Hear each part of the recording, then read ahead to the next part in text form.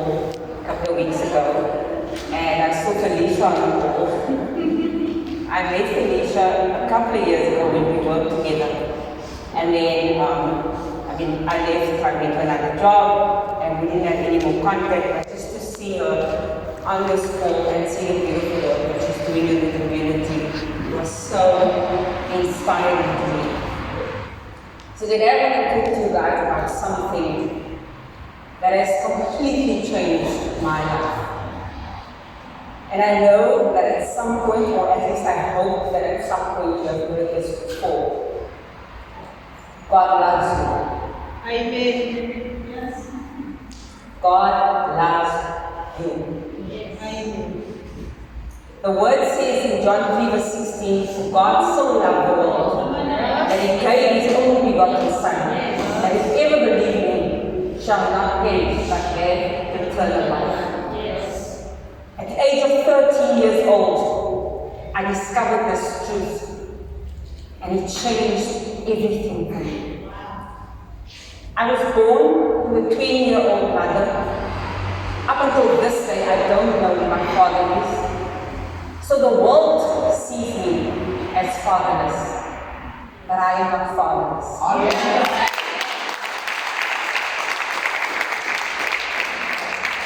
You know, at the age of 13, I was standing in a church building, and someone did an article, and something inside me was happening, and I didn't understand what it was. Yes. And I went forward and I said, I don't know what it is, but I want it. Yes. And it was God calling my name. And then I started to read this. This is my Bible. And everything in this Bible, up until today, I'm 37 years old today. When I was 13 and I made that decision, I never looked back. And everything he promised in that word, I have seen it day after day after day keep his promises. Because you know the word says, he is not a man that he should lie. So everything he says is the truth. And I remember, like a lot of people in our community, I grew up with my grandfather and my grandmother until I was about 6 years old when my grandmother died. And I went to live with my mother when I was 10 years old. And the situation in my mother's house was very different to the one that I knew. So I was exposed to alcohol abuse. I saw for many years how my mother was physically abused, verbally abused, emotionally abused. But when I made that decision in that church at the age of 13, I remember reading something in the Word, and it says in Jeremiah 29 verse 11, for I know the plans I have for you, says the Lord. Plans to prosper you and not to harm you. Plans to give you a hope and a future. And when I read that words, it stirred something inside me and it said, I can have a different life. Yes. In the one that I know now, okay, Lord, give it to me. And on the outside, nothing changed. But inside of me, something started to change. You know what that was? Number one, I started believing that God loves me.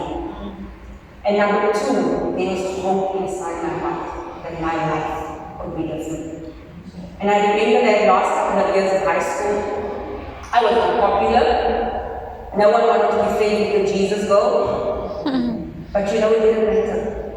Because I had a love of the Father who says in His Word in Psalm 68 verse 5, Father to the fatherless. Yes. And I took that.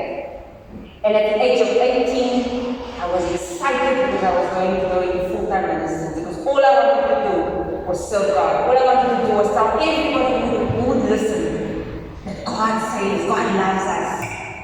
And a week before I had to leave for Bible college, our lives changed dramatically.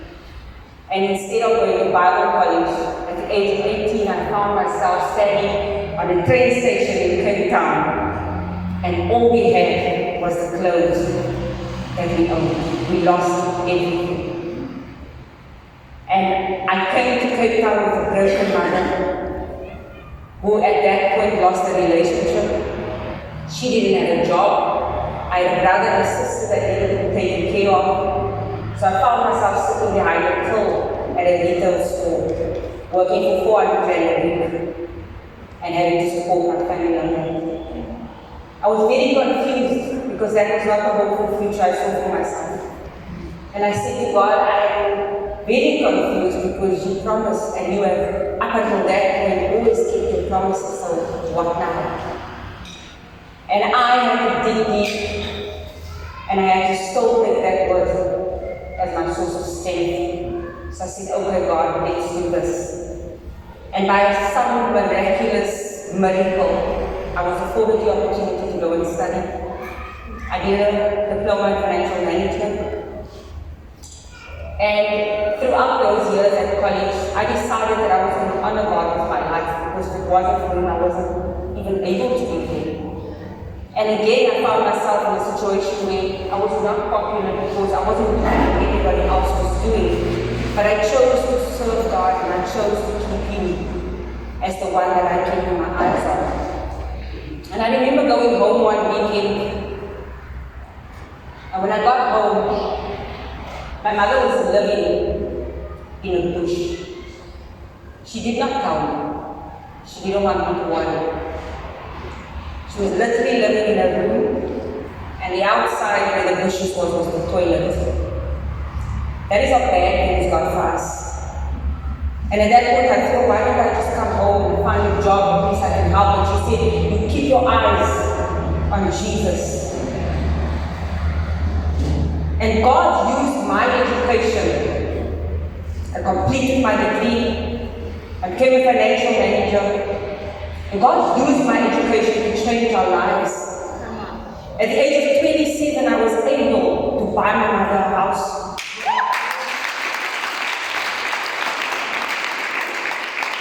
A week, month before, at the age of 20, I met my husband, an amazing man of God. And a week before my wedding, or a month before my wedding, I was able to give my mother a car. And I remember looking at my life and I said, God, if everybody could just understand that this is not about me. I'm not different to you. I'm not special, more special than you. I just chose to believe every word that is written.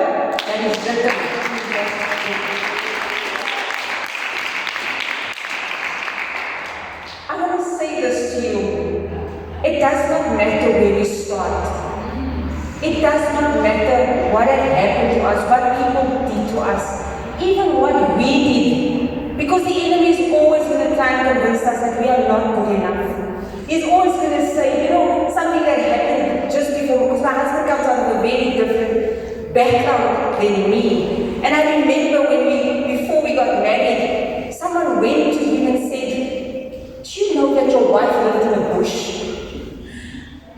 Like, I could have helped the fact that we were poor, but I wouldn't let being poor define me. I wouldn't let being raised by a single mom, not knowing my father, define me. Because God says, He knit me together in my mother's womb. I am fearfully and wonderfully made. My parents just gave me my DNA. God created me. And I want to say this to you today. You were created in love, by love, and for love. And love is God. And if you have never really thought about it, you've heard people say, God loves you, but you've never really gone and really sat down and thought, what does that mean for me? That is what I want to encourage you to do today. I want you to go back home. And I want you to take your Bible. If you don't have a Bible, please let us know. We want to give you one. Or get you one. I want you to start reading in the Gospels, Matthew, Mark, Luke, and John. Because there you'll discover who Jesus truly is. And this love that God promises us, it is unconditional. God's love does not come with a condition. Okay, I will love you if. God says, I love you if you could only love me back.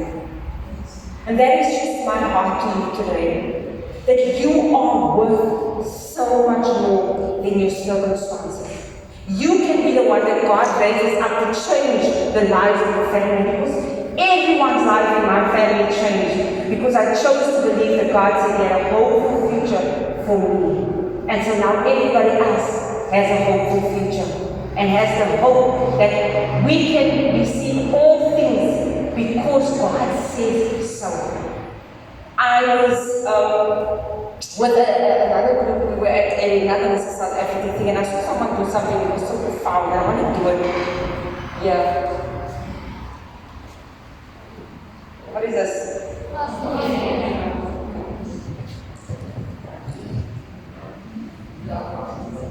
What is this?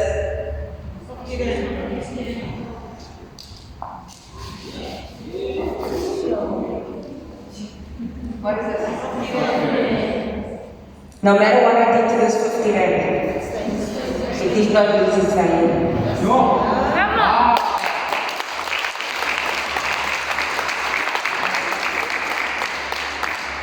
I want to say to you, no matter where you come from, no matter who your parents are, you have the same value as the day that God created you. You are fearfully and wonderfully made. I want you to remember, you all may know the story of Esther. Esther was called to be the queen. She was called to save her nation. And you know that Esther was an orphan? Yes.